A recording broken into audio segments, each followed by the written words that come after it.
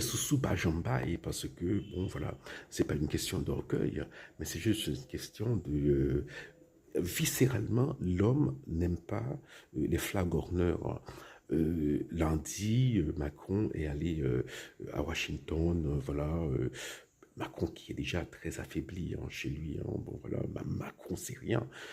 Alors politiquement parlant, il n'y a pas de colonne vertébrale politique, hein, c'est vraiment une...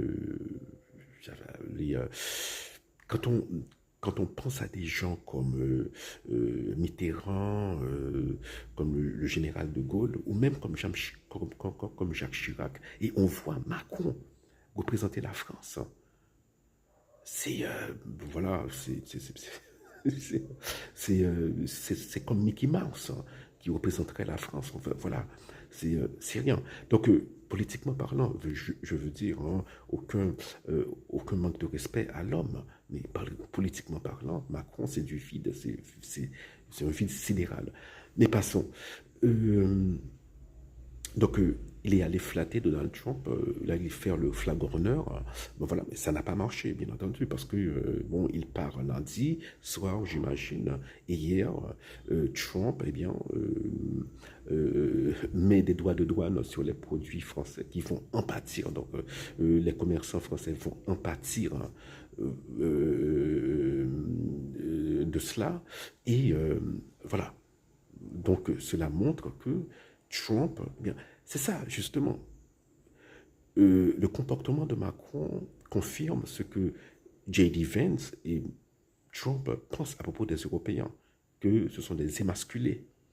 Voilà, parce que c'est voilà, J.D. Vance, il croit à cette voilà cette sorte de christianisme viril bon, qui est pour moi une contradiction dans les termes, mais qui est un oxymore. Mais bon, voilà.